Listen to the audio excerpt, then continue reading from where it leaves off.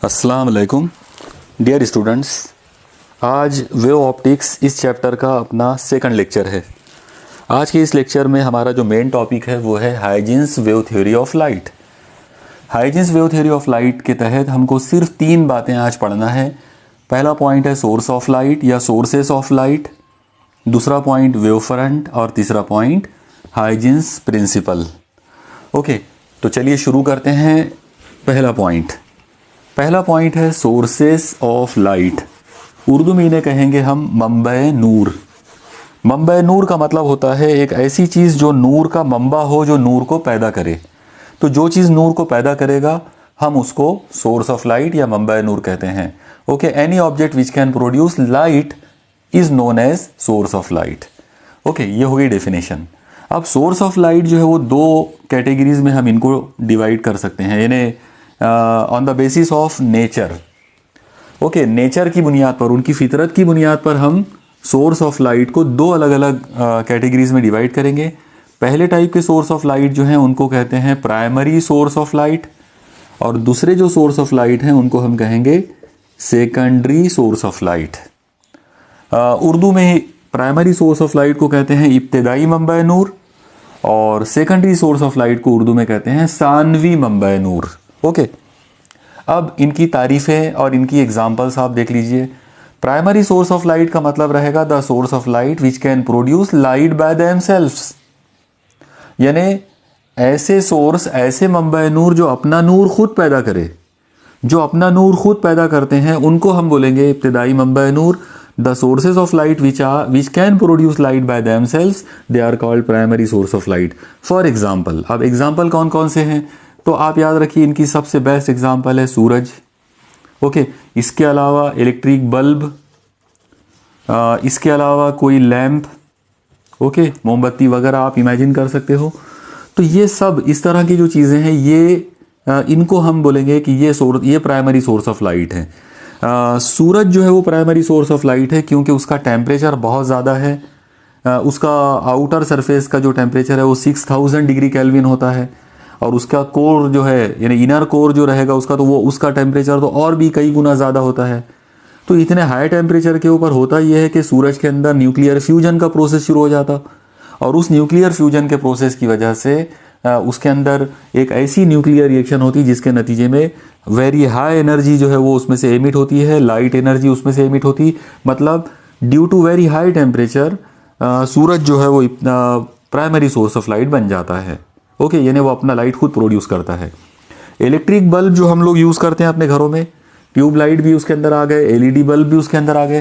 तो ये वो लोग हैं, यानी ये वो सोर्स ऑफ लाइट है, प्राइमरी सोर्स ऑफ लाइट है, क्योंकि ये लोग करंट पास करने पर इलेक्ट्रिक करंट प्रोड्यूस कर सकते हैं, यानी they can produce light by themselves, यानी करंट पास करने की वजह से। सूरज जो है वो टेम्परेचर हाई होने की वजह से, और बल्ब जो है वो करंट पास करने की वजह से लाइट जो है वो एमिट करता है, इसलिए वो भी प्राइमरी सोर्स ऑफ लाइट है। लैंप यानी चिराग या मोमबत्ती, ये जितनी भी चीज़ें हैं ये सब के सब प्राइमरी सोर्स ऑफ लाइट है, क्योंकि ये लोग जो है इनके अंदर एक प्रोसेस होता है जिसको हम कंबस्शन कहेंगे, यानी जलना कहेंगे, और वो जलने की वजह से जो केमिकल रिएक्शन जो उसके अंदर होगी, उस केमिकल रिएक्शंस की वजह से कुछ ऐसा होगा आग की वजह से कि उसमें से रोशनी जो है वो निकलेगी, और इस तरह से वो लोग अपना लाइट खुद प्रोड्यूस करेंगे। तो ये प्राइमरी सोर्स ऑफ लाइट हो गए।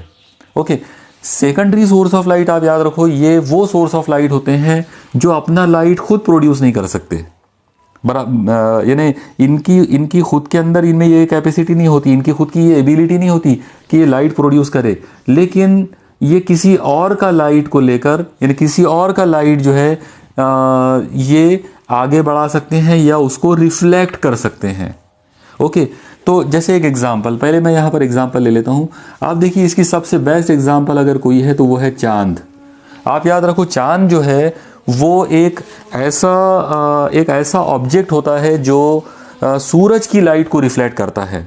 Okay, moon is an object which can reflect the light which is coming from sun, यानी सूरज से आने वाली रोशनी को चांद जो है वो आगे की जानिब रिफ्लेक्ट कर देता है, इसका मतलब चांद से आने वाली जो लाइट है तो वो एक्चुअली चांद की नहीं होती, बल्कि वो सूरज की लाइट होती है जो रिफ्लेक्ट होकर आ रही है, चांद की सरफेस से रिफ्लेक्ट होकर हमारे तरफ आती है। इसलिए हमको ऐसा लगता है कि चांद जो है वो भी एक सोर्स ऑफ लाइट है, जबकि रियल में वो सेकेंडरी सोर्स ऑफ लाइट है, वो प्राइमरी सोर्स ऑफ लाइट नहीं है। बिल्कुल इसी तरीके से अगर आप ऊपर स्पेस में जाकर ज़मीन को देखेंगे तो आपको पता चलेगा कि ज़मीन जो है वो भी सोर्स ऑफ लाइट है, मतलब उसमें से भी लाइट न आते हुए नजर आएगी, यानी हमारी जो ज़मीन है वो भी सोर्स ऑफ लाइट है।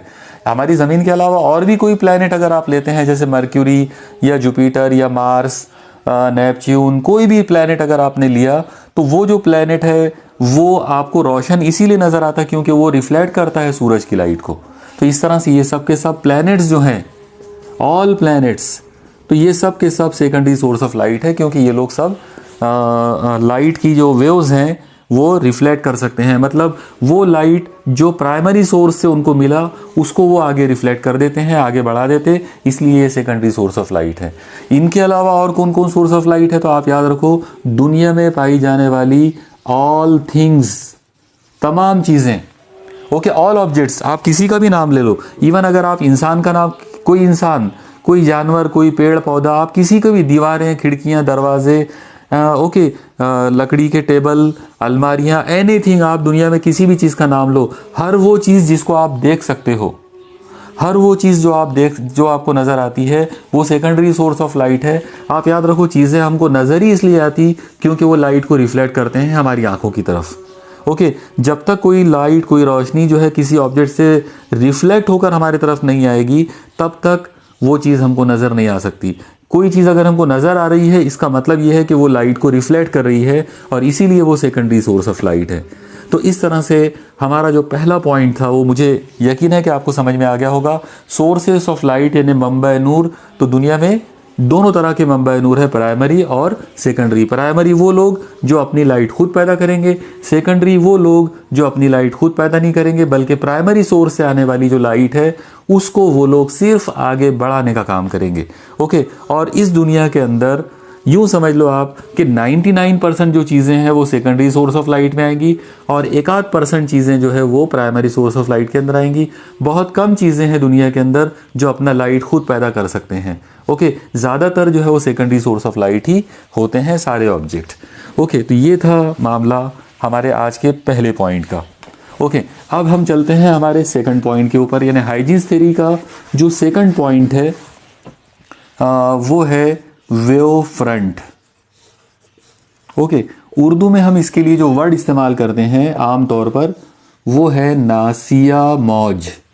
ओके, अब नासिया मौज या वेव फ्रंट, इसका मीनिंग क्या लेंगे, तो आप याद रखो, फ्रंट जो वर्ड है इसका मतलब होता है सरहद या बाउंड्री। ओके, यानी जो बाउंड्री जो होती है जिसको हम आखिरी हद कहेंगे, ओके, तो उस आखिरी हद को या उस सरहद को या उस बाउंड्री को फ्रंट कहा जाता। तो वेव फ्रंट किसको कहेंगे, तो वेव फ्रंट का एक्चुअली मतलब होगा किसी वेव की सरहद, किसी वेव की बाउंड्री। ओके, अब ये बड़ा अजीब सा लगता है कि क्या वेव जो है, लाइट वेव, हम लाइट के बारे में पढ़ रहे हैं, तो क्या लाइट की जो वेव्स हैं उनकी भी कोई सरहद हो सकती है।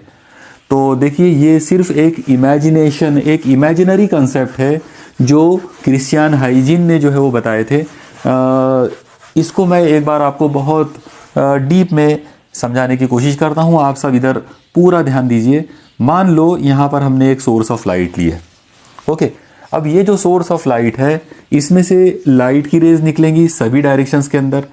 तो मान लो इसमें से एक रे जो है वो इस तरह से निकली, ये डायरेक्शन के अंदर, एक रे जो है वो इस डायरेक्शन में ये इस तरह से निकली, इस तरह से एक आधी वेव जो है वो इस तरह से निकली इस तरफ, और एक आधी वेव जो है वो इस तरह से निकली इस अंदाज में, ऐसे। ओके, अब आप एक चीज़ देखो, इसके अलावा इधर जाएगा, इधर इधर, चारों तरफ, सामने पीछे, ऑल पॉसिबल डायरेक्शंस, चारों तरफ। ओके, सिर्फ इस बोर्ड की प्लेन में नहीं बल्कि इस बोर्ड की प्लेन के सामने भी और उसके पीछे भी, ऑल डायरेक्शंस के अंदर, ऑल 3 डायमेंशनल्स में। ओके, अब आप एक चीज़ देखो इसके अंदर कि जब यहाँ से वेव्स बाहर निकलेगी सभी दिशाओं के अंदर, सभी डायरेक्शंस के अंदर, तो हम लोग वेलोसिटी ऑफ लाइट का फॉर्मूला लगा सकते हैं। वेलोसिटी ऑफ लाइट का फॉर्मूला आ जाएगा v = डिस्टेंस अपॉन टाइम। तो इसमें से हम एक काम करते हैं, एक पर्टिकुलर टाइम t ले लो और ये चेक करो कि उस पर्टिकुलर टाइम t के अंदर ये वेव्स कितने दूर तक गए हैं। ये टाइम t को इधर शिफ्ट कर दिए तो ये हो जाएगा d is equal to v into t. इसका मतलब इतना डिस्टेंस ये लोग कवर करेंगे। तो t टाइम के अंदर, t टाइम पर, यानी ये जो टाइम t है, इस टाइम पर उनका जो डिस्टेंस है वो v इंटू डी होगा। तो सपोज करो कि ये वेव नंबर 1 है, इसने इतना डिस्टेंस कवर किया, यानी ये जो डिस्टेंस है ये d है मान लो। ये पॉइंट का नाम मैं a रख देता हूँ। इतने टाइम के अंदर ये वेव नंबर 2 जो है मान लो यहाँ तक आ गई है। वेव नंबर 3 जो है उतने टाइम के अंदर यहाँ तक आ गई है।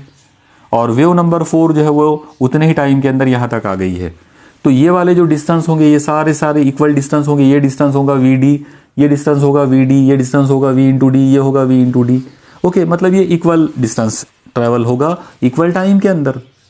अब आप एक चीज़ देखो कि यहाँ पर जैसे ये ए पॉइंट है, ये बी है, ये सी है, ये डी है, ऐसे इनफाइनाइट पॉइंट्स मिलेंगे चारों तरफ। जितनी वेव्स यहाँ से आप निकालोगे उतने तमाम वेव्स इक्वल टाइम के अंदर इतना ही डिस्टेंस कवर करेंगे। तो अब हम एक काम कर सकते हैं, ये जो पॉइंट्स है इक्वल डिस्टेंस के ऊपर, मैं इन सब पॉइंट्स को आपस में जोड़ देता हूँ और इनको जोड़कर मैं इनका लोकस तैयार करता हूँ। लोकस का मतलब है सेट। ओके, एक तरह का ज्योमेट्रिकल सेट जो है उसको लोकस कहा जाता। तो लोकस ऑफ ऑल पॉइंट्स, मैं सारे के सारे पॉइंट्स का लोकस बनाऊंगा, उनका एक सेट जो है उनको बनाने की कोशिश करते हैं। जब हम इनको कनेक्ट करेंगे तो इनको कुछ तो भी ये इस तरह से कनेक्ट करना पड़ेगा, इस अंदाज में। अब आप देखिए, सब गौर से देखिए, ये इस तरह से कुछ तो भी बनेगा। अब आप इमेजिन कर रहे होंगे कि शायद आपको ऐसा दिख रहा होगा कि एक सर्कल जैसी चीज़ बन गई है, ये उसका सेंटर है और यहाँ पर ये एक ऐसा सर्कल बन गया।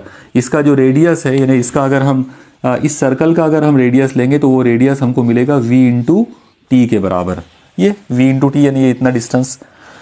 यहाँ पर आप एक चीज़ ध्यान में रखो कि रियल में ये जो सर्कल जो नज़र आ रहा है तो ये रियल में सर्कल नहीं है, बल्कि ये एक स्फेरिकल सरफेस है। ये तो एक स्फीयर बनेगा, चारों तरफ एक ऐसा गोल, एक इमेजिनरी स्फीयर बनेगा, इस एस बीच में रहेगा और उसके चारों तरफ एक ऐसा गोल फुटबॉल जैसी कोई चीज़ बनेगी। एक स्फेरिकल सरफेस यहाँ पर बनने वाली है, कुर्रवी सतह तैयार होगी। उर्दू में हम उसे कुर्रवी सतह कहेंगे। तो स्फेरिकल सरफेस तैयार हो गई। अब ये जो स्फेरिकल सरफेस जो तैयार हुई है, इस स्फेरिकल सरफेस के अंदर जो अलग अलग पॉइंट्स हैं, जैसे फॉर एग्जांपल यहाँ पे मैंने 4 पॉइंट्स लिया हूँ A B C D.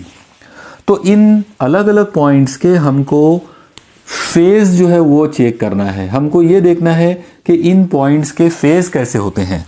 Okay, अब सवाल ये है कि फेज का क्या मतलब होता है। तो इसके लिए हमको ऑसिलेशन का जो चैप्टर हमने किया था, वो चैप्टर में से एक बहुत इंपॉर्टेंट इक्वेशन की ज़रूरत पड़ेगी। आप लोग देखिए, हम लोगों ने ऑसिलेशन के टाइम पर एक इक्वेशन हमने पढ़ा हुआ है, जो हमने वेव थ्योरी के अंदर भी यूज़ किए थे। वो इक्वेशन है x is equal to a sine omega t minus k x. Minus sign उस प्रोग्रेसिव वेव में आती है जो एक्स की पॉजिटिव डायरेक्शन में ट्रैवल करती है, और यहाँ पे अगर प्लस लेते हैं तो वो निगेटिव डायरेक्शन वाली आ जाती है। ओके, तो ये वेव इक्वेशन है। और इस वेव इक्वेशन के अंदर आप लोग याद रखो कि ये जो x है इट इज़ कॉल्ड डिस्प्लेसमेंट यानी हटाव। ये जो a है इट इज़ कॉल्ड एम्पलीट्यूड यानी हैता। मैं यहाँ उर्दू में लिख देता हूँ, ये हटाव है। ये वाली जो चीज़ है तो ये हैता है यानी एम्पलीट्यूड है। और ये ब्रैकेट में जो क्वांटिटी है इसको कहते हैं फेज। हम लोगों ने इसको हैयत कहा था उर्दू में। ओके, हैयत के अंदर तशदीद नहीं है बल्कि हमज़ा आएगा उसके अंदर। तो एक्चुअली वो हैयत है उसको, लेकिन जनरली प्रोनाउंसिएशन के अंदर आमतौर पर गलत तरीके से हम लोग उसको हैयत बोल देते हैं और वो एक आदत जैसी हो गई है, इसलिए हम लोग उसको फेज को हैयत पढ़ लेते हैं। रियल में वो हैयत है, उसमें हमज़ा आएगा। ओके, हाँ, तो omega t minus k x ये जो क्वांटिटी है इट इज़ कॉल्ड फेज। ये पार्टिकल्स की हैयत को ज़ाहिर करेगा। अब ये जो हैयत है इसे आमतौर पर हम फाई से डिनोट करते हैं। तो फाई इज इक्वल टू आ जाएगा omega t minus k x. Okay, अब आप एक काम करते हैं, इस इक्वेशन पर से ये जो मैंने फेज के लिए जो फॉर्मूला बनाया हूँ, तो ये फॉर्मूले को हम इन 4 अलग अलग पॉइंट्स के लिए इनकी वैल्यूज़ बनाने की कोशिश करते हैं। सबसे पहले मैं पॉइंट ए की बात कर लेता हूँ। तो फेज ऑफ पॉइंट ए यानी ए पॉइंट की हैयत कैसी होगी, देखिए आप लोग, ओमेगा इंटू टी। यहाँ पर टी का मतलब टी ही लेना पड़ेगा, तो चलो टी माइनस के इंटू एक्स। एक्स का मतलब यहाँ से लेकर यहाँ तक का ये फासला है। ओके, और ये फासला कितना है, तो v इंटू टी के बराबर है। हम उसको d भी लिख सकते हैं, मतलब ये जो vt है एक्चुअली ये जो डिस्टेंस है तो ये d है, तो चलो मैं यहाँ पे इसको d लिख देता हूँ। ओके, ये हो गया फेज की वैल्यू पॉइंट ए पर। अब मैं पॉइंट बी पर फेज की वैल्यू बनाऊंगा, तो पॉइंट बी की जब मैं बात करूंगा तो आप देखो ओमेगा कांस्टेंट है, टाइम टी हमने सेम लिया हुआ है क्योंकि सेम टाइम ले रहे हैं हम लोग उसके लिए, माइनस के इंटू एक्स, और इसके लिए एक्स का मतलब ये वाला फासला रहेगा और ये फासला फिर से सेम है, मतलब डी आएगा। ओके, तो फेज एट पॉइंट बी इतना आ गया। अगर पॉइंट सी लेते हैं तो पॉइंट सी के लिए फेज आ जाएगा ओमेगा टी माइनस के इंटू एक्स, और एक्स की जगह पर डी लेना पड़ेगा। आप लोग एक चीज़ देखो, पॉइंट ए बी सी, अब उसी तरह से डी के वास्ते लेंगे वो भी सेम आने वाला है। कहने का मतलब ये हुआ कि ये सर्कल के ऊपर, यानी यहाँ इस फिगर में जो सर्कल दिख रहा है या रियलिटी में जो स्फीयर होगा, उस स्फीयर के ऊपर के जितने भी पॉइंट्स हैं, जितने भी पार्टिकल्स हैं, उन तमाम पॉइंट्स, उन तमाम पार्टिकल्स का फेज बिल्कुल सेम आएगा, बिल्कुल एक जैसा फेज रहेगा। जो फेज पॉइंट ए का है वही वाला फेज इसका होगा, वही वाला फेज इसका होगा, वही डी का होगा, वही इसका होगा, वही इसका। कहने का मतलब इस पूरे सर्कल के ऊपर या इस पूरे स्फीयर के ऊपर जितने भी पॉइंट्स हैं उन सब का फेज सेम आएगा। ओके, यानी सेम फेज वाले पॉइंट्स होंगे। ये जो सेम फेज वाले पॉइंट्स का जो लोकस है या ये जो उनका ज्योमेट्रिकल सेट है, इसको बोलते हैं wave front. Wave front is the locus of all points which are in the same phase of vibration, same phase of oscillation. यानी ये तमाम पार्टिकल्स का जो फेज है ऑसिलेट होने का या वाइब्रेट होने का, तो वो फेज बिल्कुल उनका सेम रहेगा। सेम फेज वाले तमाम पॉइंट्स का जो सेट है, जो उसका लोकस है, उसे हम कहेंगे वेव फ्रंट। उर्दू में हम इसको इस तरह से कहेंगे कि वेव फ्रंट या नासिया मौज एक ऐसी तसव्वुराती सतह होती है, एक ऐसी सतह होती है जिसके तमाम नुकात, तमाम ज़र्रात एक जैसी हैयत में होते हैं। ओके, एक जैसी हैयत वाले, एक जैसे फेज वाले जो पार्टिकल्स हैं, एक जैसी हैयत वाले जो पॉइंट्स हैं, उन तमाम पॉइंट्स के कलेक्शन को, उनके लोकस को, उनके ज्योमेट्रिकल सेट को वेव फ्रंट कहते हैं। ओके, तो ये था कंसेप्ट वेव फ्रंट का। एक बार फिर से मैं रिपीट कर दूं कि what is wave front. Wave front is the locus of all points which are in the same phase, which are in the same phase of oscillation is known as wave front। यानी नासिया मौज तमाम नुकात का एक ऐसा set होता है, एक ऐसी तसव्वुराती सतह के होती है जिसके तमाम नुकात या तमाम ज़र्रात एक जैसी हैयत रखते हैं। ओके, ये था कंसेप्ट वेव फ्रंट का। अब हमको देखना है कि वेव फ्रंट जो है वो कितने किस्म के हो सकते हैं। तो आप याद रखिए, बहुत आसान सी बात है आपके लिए, वेव फ्रंट सिर्फ 3 किस्म का होता है। पहला वेव फ्रंट है स्फेरिकल वेव फ्रंट। ओके, दूसरा होता है प्लेन वेव फ्रंट, और तीसरा होता है cylindrical wave front. Okay, Urdu में हम बोलेंगे कुर्रवी नासिया मौज, प्लेन को बोलेंगे मुस्तवी नुमा नासिया मौज, और सिलेंड्रिकल को बोलेंगे इस्तावाना नुमा नासिया मौज। अब इनका क्या मतलब होगा, इस स्फेरिकल वेव फ्रंट कब बनेगा। आप देखिए, बहुत आसान सी बात है। अगर आपने सोर्स ऑफ लाइट एक पॉइंट सोर्स लिए, यहाँ पर ये मेन कंडीशन है, अगर आपने एक पॉइंट सोर्स लिए, मतलब एक छोटा सा एक बारीक सा पॉइंट लो जो कि सोर्स ऑफ लाइट हो। ओके, और एक और बात है, it must be at finite distance, यानी वो बहुत नज़दीक होना, बहुत कम नज़दीक वाले, बहुत ही महदूद फासले के ऊपर वो होना चाहिए। ओके, तो अगर कोई सोर्स ऑफ लाइट एक पॉइंट सोर्स है और फाइनाइट डिस्टेंस के ऊपर है, तो उसकी चारों तरफ जो वेव बनेगी वो स्फेरिकल वेव फ्रंट बनाएंगे। मतलब spherical wave front is the wave front which is created when the source of light is a point source which is present, which is located at a finite distance. Okay, Urdu में हम इसको इस तरह से बोल सकते हैं कि कुर्रवी नासिया मौज उस वक्त तैयार होता है जब मंबा नूर छोटा सा नुक्ता नुमा मंबा हो, पॉइंट सोर्स हो, मतलब नुक्ता नुमा मंबा हो और महदूद फासले पर हो, यानी बहुत कम फासले पर हो, बहुत नज़दीक रखा हुआ हो। ऐसी सूरत में उसके चारों तरफ जो वेव फ्रंट बनेगा, तो वो वेव फ्रंट जो है वो ये इस तरह का होगा, यानी ऐसा गोल बनेगा। इसके आगे एक पर्टिकुलर टाइम अगर आप बढ़ाओगे तो ये स्फीयर बड़ा हो जाएगा, और टाइम बढ़ेगा तो और स्फीयर बढ़ेगा। मतलब स्फेरिकल वेव फ्रंट उस वक्त तैयार होता है जब source of light point source हो और फाइनाइट डिस्टेंस पे हो। ओके, ये हो गया पहला केस। अब हमको देखना है कि दूसरे टाइप का वेव फ्रंट क्या क्या है। तो वेव फ्रंट है प्लेन वेव फ्रंट, उर्दू में बोलेंगे मुस्तवी नुमा नासिया मौज। आप याद रखो, इसके लिए आपको सोर्स ऑफ लाइट जो है वो एक बहुत बड़ा सोर्स लेना पड़ेगा, very big source of light. और वो कहाँ होना चाहिए? तो it must be eight infinite distance, यानी सोर्स ऑफ लाइट जो है वो बहुत बड़ा होना।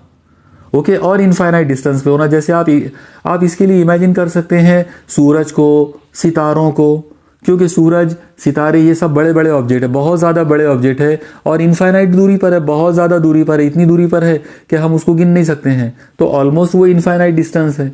ओके, किसी के दिमाग में आएगा कि सूरज और सितारे तो फाइनाइट डिस्टेंस पे होते हैं, लेकिन ये फाइनाइट डिस्टेंस रियल में इनफाइनाइट होता है, यानी इतना बड़ा डिस्टेंस है कि आप इसको फिजिकली आप इसका मेजरमेंट नहीं कर सकते हो। ओके, आप कोई दूसरे मेथड्स वगैरह इस्तेमाल करके उनका डिस्टेंस का अंदाज़ा लगा सकते हैं, but you can not measure them by using physical methods. Okay, तो बहरहाल बहुत बड़े सोर्स होना और इनफाइनाइट दूरी के ऊपर होना। जब आप बहुत बड़े सोर्स ऑफ लाइट लेंगे और इनफाइनाइट दूरी पर लेंगे तो उनकी ख़ास बात यह होगी कि उनसे आने वाली जो रेज़ है वो ऐसे पैरेलल टू ईच अदर हो जाएगी, यानी ये तमाम जो रेज़ हैं, all these light rays are parallel to each other. अब आप एक काम कर सकते हैं, ये जो पैरेलल रेज जो आई हैं इनकी एक बाउंड्री आप बनाने की कोशिश करो। मान लो कि मैं इनकी एक बाउंड्री यहाँ बना लेता हूँ। ओके, अगर मैंने एक बाउंड्री ऐसे बना लिया तो ये इस पर्टिकुलर प्लेन में ऐसा बन गया, लेकिन अगर इसके सामने वाली प्लेन लूँगा, इसके पीछे वाली प्लेन लूँगा, तो मुझे यहाँ पर वो प्लेन कुछ तो भी इस तरह से बनाना पड़ेगा, इस अंदाज में। अब आप देखो कि ये जो चीज़ आपको दिख रही है ये एक ऐसी प्लेन जैसी चीज़ तैयार हो गई। ओके, यानी ये जो वेव फ्रंट बना ये प्लेन वेव फ्रंट बना। आगे चलकर क्या होगा, ये रेज यहाँ रुकेंगे नहीं, बल्कि ये रेज आगे बढ़ जाएगी, यानी ये रेज यहाँ से और आगे ट्रेवल करेंगी इस तरह से पैरेलल टू ईच अदर, और फिर हम एक वेव फ्रंट इसका यहाँ बना पाएंगे इस जगह पर। ये इस जगह पर इसका दूसरा प्लेन वेव फ्रंट बन गया, और आगे बढ़ाएंगे और प्लेन वेव फ्रंट बनेगा। इसका मतलब ये हुआ कि वेव फ्रंट जो है वो एक के बाद एक प्लेन वेव फ्रंट जो है वो बनते चले जाएंगे। तो इस तरह से plane wave front is created by the parallel rays of light, यानी अगर लाइट के जो रेज हैं वो एक दूसरे से मुतवाजी हैं, पैरेलल टू ईच अदर है, तब जाकर उनके ज़रिए प्लेन वेव फ्रंट बनेगा। और ये उसी वक्त पॉसिबल है जब सोर्स ऑफ लाइट इनफाइनाइट दूरी पर हो। आप याद रखो कि इसके लिए सबसे बेस्ट एग्जांपल है सूरज और सितारे, यानी sun and all stars in the sky. वो लोग जो हैं वो सब के सब इतनी ज़्यादा दूरी पर हैं कि उनसे आने वाली रेस पैरेलल है और वो लोग प्लेन वेव फ्रंट बना सकते हैं। ओके, ये हो गया हमारा वेव फ्रंट नंबर 2। अब हमको तीसरा और आखिरी टाइप का जो वेव फ्रंट है वो देखना है। आप देखिए, वेव फ्रंट नंबर 3 जो है उसका नाम है cylindrical wave front. Cylindrical wave front अगर हमको बनाना है तो उसके लिए हम सोर्स ऑफ लाइट जो है वो एक तरह से ट्यूब लाइट लेंगे। आप जस्ट यहाँ पर इमेजिन करो कि मान लो कि ये जो चीज़ मैंने बनाया हूँ ये एक ट्यूब लाइट है। अब इस ट्यूब लाइट में से रेज ऑफ लाइट को निकालना है। तो मान लो कि यहाँ से एक रे ऑफ लाइट ये डायरेक्शन में गई, उतने ही देर में एक रे ऑफ लाइट यहाँ तक गई, एक रे ऑफ लाइट यहाँ से निकलकर उतनी दूरी में यहाँ तक गई है, एक रे ऑफ लाइट यहाँ तक गई है, तीसरी रे ऑफ लाइट यहाँ से निकलकर यहाँ तक गई है, एक रे यहाँ चली गई है। इस तरह से आप बहुत सारी रेज इधर निकाल सकते हैं, बहुत सारी इधर, बहुत सारी सामने, बहुत पीछे, कोई इधर कोई उधर, यानी चारों तरफ हर दिशा में हर डायरेक्शन के अंदर 3 डायमेंशनल अंदाज में आप इक्वल डिस्टेंस के ऊपर इक्वल रेज जो है वो यहाँ पर ले सकते हैं। अब ये तमाम जो रेज हैं इनकी आप एक पर्टिकुलर टाइम पर बाउंड्री बनाने की कोशिश करो। जब आप इनकी बाउंड्री बनाने की कोशिश करेंगे आप देखेंगे यहाँ की जो रेज है इनकी बाउंड्री कुछ ऐसी बनेगी, और यहाँ की जो रेज है इनकी बाउंड्री कुछ ऐसी बनेगी इस जगह पर। और फिर इन सारे सर्कल्स को अगर आप जोड़ देंगे तो आपको एक इस तरह की चीज़ नज़र आएगी जो देखने में बिल्कुल सिलेंडर होगी। तो ये जो सिलेंडर जैसी एक इमेजिनरी सिलेंडर जैसी जो सरफेस यहाँ पे तैयार हो गई, it is called cylindrical wave front. Urdu में हम इसको बोलेंगे इस्तावाना नुमा नासिया मौज। तो यहाँ पर आप याद रखो कि सिलेंड्रिकल वेव फ्रंट उसी वक्त बनता है जब सोर्स ऑफ लाइट जो है वो एक लीनियर एक्सटेंडेड टाइप का सोर्स हो, मतलब source of light must be linear source of light, it must be extended source of light. और इसकी सबसे बेस्ट एग्जांपल जो है वो है ट्यूबलाइट। यानी अगर हम कोई ऐसी लंबी सी एक आधी रॉड लेते हैं और वो ट्यूबलाइट जो रॉड है उसमें से चारों दिशाओं के अंदर अगर लाइट को अगर हम आगे बढ़ाते हैं तो उसकी जो बाउंड्री बनेगी वो सिलेंड्रिकल बनेगी। ओके, एक पर्टिकुलर टाइम पर ये सिलेंडर बनेगा, थोड़ी देर के बाद देखेंगे आप तो ये रेज और आगे बढ़ेंगे तो ये सिलेंडर और बड़ा सिलेंडर बन जाएगा। ओके, इस तरीके से ये सिलेंडर, छोटा सिलेंडर, फिर उसके ऊपर एक बड़ा सिलेंडर, फिर उसके ऊपर और एक बड़ा सिलेंडर, इस तरह से रेस जो है वो कंटिन्यू आगे बढ़ती चली जाएगी और सिलेंड्रिकल वेव फ्रंट जो है वो इस तरह से लाइट को और आगे की डायरेक्शन में प्रोपोगेट करेगा। तो इस तरह से हमारा तीनों टाइप का जो वेव फ्रंट है वो यहाँ पर अब कंप्लीट हो गया। अब आप एक बार जस्ट समराइज करने के लिए मैं आपको बता रहा हूँ कि ये जो तीन टाइप के वेव फ्रंट है इनमें से स्फेरिकल वेव फ्रंट उस वक्त बनेगा जब सोर्स ऑफ लाइट एक पॉइंटेड सोर्स हो और फाइनाइट दूरी पर हो, फाइनाइट डिस्टेंस पे हो।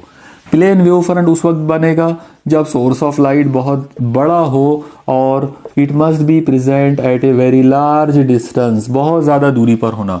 और सिलेंड्रिकल वेव फ्रंट उस वक्त बनेगा जब source of light linear extended source of light हो और ये भी फाइनाइट दूरी पर होना, मतलब नज़दीक फाइनाइट डिस्टेंस के ऊपर ये चाहिए। तो ये था Huygens wave theory of light का सेकंड पॉइंट। यानी इस तरह से हमने वेव फ्रंट या नासिया मौज जो है उसका मुकम्मल जो कंसेप्ट है वो हमने यहाँ पर अब देख लिया। ओके, अब हम चलते हैं अपने आज के लेक्चर के तीसरे और आखिरी पॉइंट पर।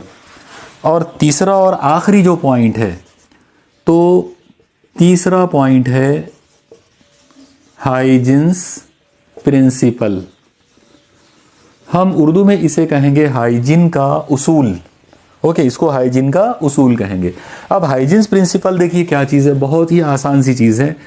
हाइजीन्स प्रिंसिपल का ये कहना है कि मान लो आपने यहाँ पर एक सोर्स ऑफ लाइट लिए और ये प्राइमरी सोर्स ऑफ लाइट है।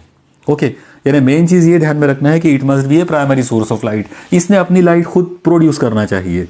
ओके, मैंने आपको आज शुरू में ही बताया था आज के लेक्चर में कि सोर्स ऑफ लाइट दो तरह के होते हैं, प्राइमरी और सेकेंडरी। तो ये हमारा प्राइमरी सोर्स ऑफ लाइट है। ये जो प्राइमरी सोर्स ऑफ लाइट है तो ये लाइट की किरणों को चारों तरफ जो है वो हर डायरेक्शन के अंदर जो है वो ऐसा फैलाएगा। ओके, तो हम एक काम करेंगे, इसमें जब ये किरणें ऐसे आगे बढ़ेगी तो एक पर्टिकुलर टाइम के ऊपर इनके ज़रिए एक वेव फ्रंट बनेगा। अब अगर ये पॉइंट सोर्स ऑफ लाइट है तो जो वेव फ्रंट बनेगा वो एक स्फेरिकल वेव फ्रंट बनेगा। तो मान लो कि ये स्फेरिकल वेव फ्रंट बन गया।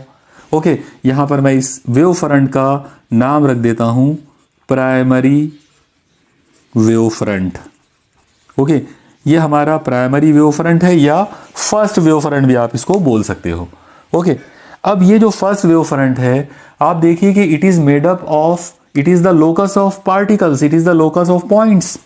इसका मतलब यह है कि वो पार्टिकल से बना हुआ है। ईथर नाम का जो हम लोगों ने पिछले लेक्चर में पढ़ा था कि चारों तरफ एक मीडियम मौजूद है जिसका नाम ल्यूमिनिफेरस ईथर है, तो एक्चुअली इसके ऊपर ल्यूमिनिफेरस ईथर के पार्टिकल मौजूद है।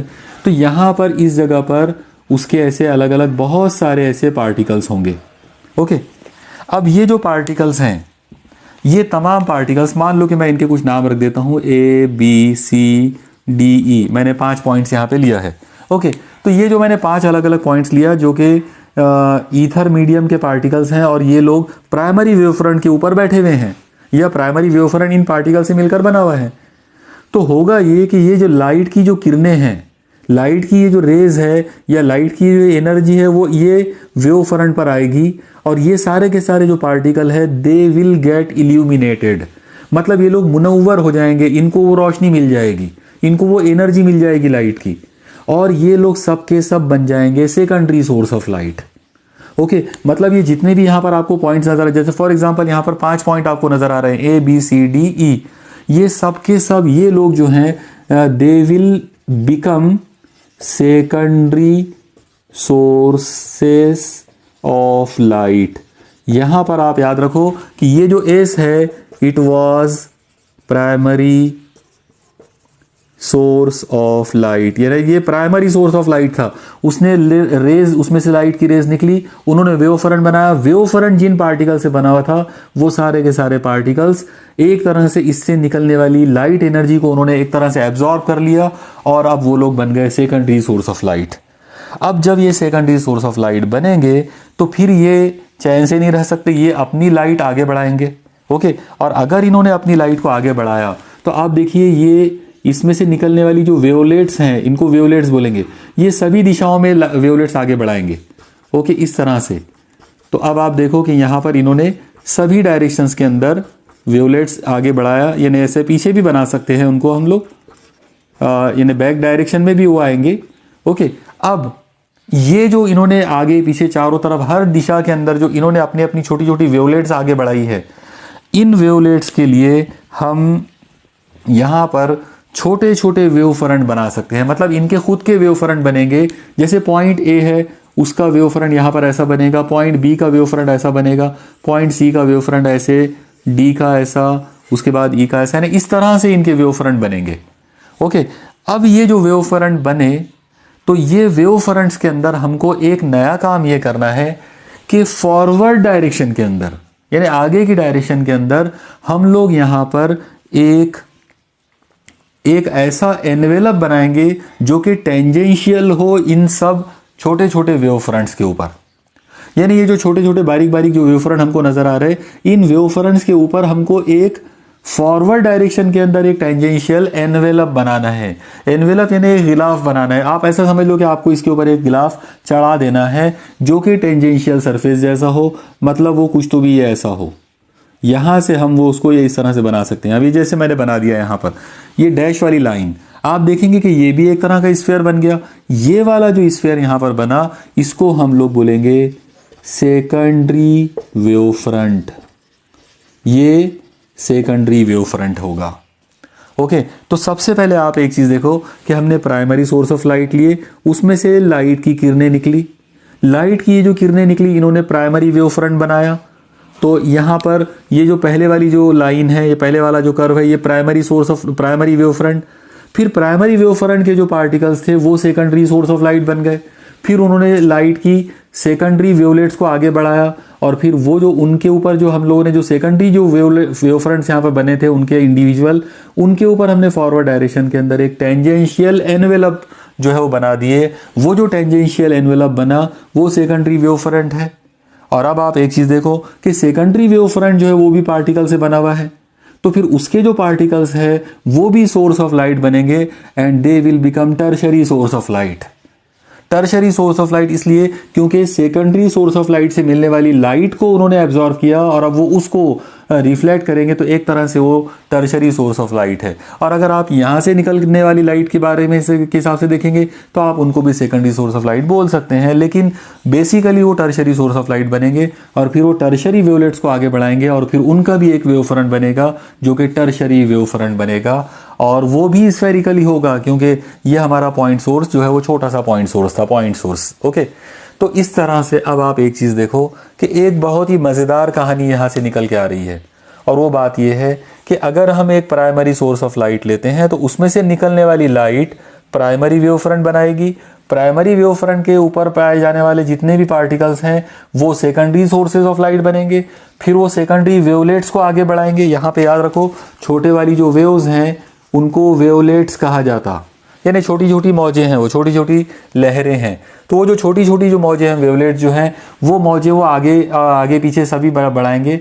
लेकिन फॉरवर्ड डायरेक्शन में आगे की सिमत के अंदर हम एक टेंजेंशियल एनवेलप बनाएंगे जो कि हमारा सेकेंडरी वेव फ्रंट होगा। और सेकेंडरी वेव फ्रंट के जो पार्टिकल्स है फिर वो भी सोर्स ऑफ लाइट बनेंगे और वो लाइट को और आगे बढ़ाएंगे। ओके, ये जो कुछ भी कहानी मैंने आपको बताया हूँ, ये पूरी डिटेल जो है it is called Huygens principle. Huygens principle का ये कहना था कि the light rays coming from primary source of light creates primary wave front. All the particles which are present on the primary wave front they absorbs light energy and they gets converted into secondary sources of light. They emits secondary wavelets in forward in all possible directions.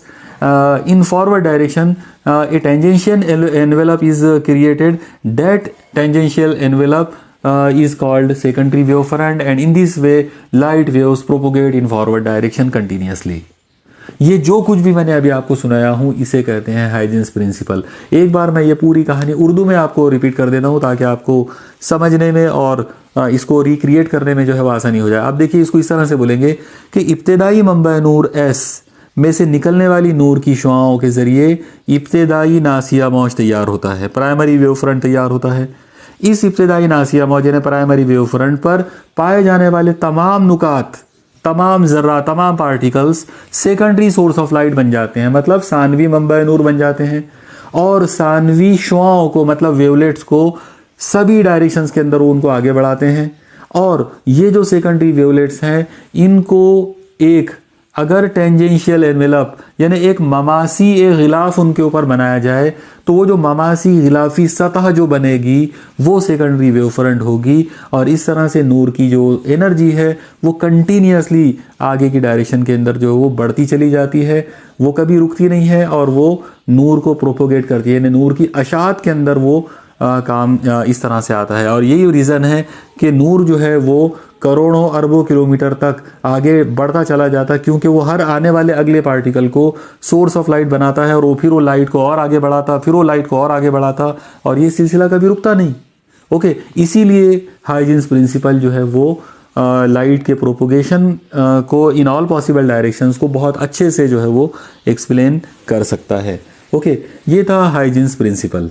यहाँ पर आप याद रखिए कि Huygens principal को use करके आप अलग अलग टाइप के जो वेव फ्रंट हैं वो आप बना सकते हैं। जैसे मैंने आपको अभी शुरू में बताया था कि वेव फ्रंट जो है वो 3 किस्म के होते हैं। तो 3 में से एक वेव फ्रंट जो है वो स्फेरिकल वेव फ्रंट होता है। जैसा कि अभी आप स्क्रीन के ऊपर देख रहे हो कि ये जो वेव फ्रंट आपको नज़र आ रहा है ये स्फेरिकल वेव फ्रंट है। इसमें जो वेव्स हैं वो सोर्स ऑफ लाइट यानी पॉइंट ओ में से निकलकर सभी दिशाओं में जो है आगे बढ़ते चले जा रहे हैं। पहले हमको एक छोटा सर्कल मिला, फिर बड़ा, फिर और बड़ा, फिर और बड़ा मिलेगा, और इस तरह से स्फेरिकल वेव फ्रंट बनेंगे। ओके, सेकंड टाइप का जो वेव फ्रंट हम लोगों ने देखा था वो था प्लेन वेव फ्रंट। तो प्लेन वेव फ्रंट के अंदर अब आपकी स्क्रीन के ऊपर वो फिगर नज़र आ रही है। इस फिगर के अंदर यानी इस प्लेन वेव फ्रंट के अंदर आप याद रखो कि सोर्स ऑफ लाइट बहुत बड़ा है, बहुत दूर है, उससे आने वाली जो लाइट की किरणें हैं वो एक दूसरे से पैरेलल हैं। उन लोगों ने पहले एक प्लेन वेव फ्रंट बनाया, फिर उन्होंने दूसरा वेव फ्रंट बनाया, फिर उन्होंने तीसरा बनाया, और इस तरह से एक के बाद एक ऐसे अलग अलग प्लेन वेव फ्रंट जो है वो कंटिन्यूएशन में आगे बढ़ते चले जाएंगे। तो इस तरीके से हम किसी भी वेव फ्रंट को, मतलब किसी भी टाइप का अगर कोई वेव फ्रंट अगर है, चाहे वो स्फेरिकल हो, चाहे प्लेन वेव फ्रंट हो, चाहे वो सिलेंड्रिकल वेव फ्रंट हो, उसको बनाया जा सकता है, उसको आगे बढ़ाया जा सकता है by using Huygens principle. Okay, मुझे पूरा यकीन है कि आपको आज के इस लेक्चर के ये तीनों पॉइंट्स जो हैं वो समझ में आ गए होंगे, आपने ये अच्छे से नोट डाउन भी किया होगा। आज के लेक्चर का हमारा जो पॉइंट्स थे वो अब कंप्लीट हो गए। नेक्स्ट लेक्चर के अंदर हम लोग लाइट के एक बहुत ही इंपॉर्टेंट फिनोमिना जो कि रिफ्लेक्शन ऑफ लाइट यानी इनेकास नूर, और उसी तरह से रिफ्रैक्शन ऑफ लाइट यानी इनहराफ नूर, हम उनकी स्टडी करेंगे इंशाल्लाह अगले लेक्चर में। तब तक आप लोग स्टडी करते रहिए। Keep studying. अल्लाह हाफिज़।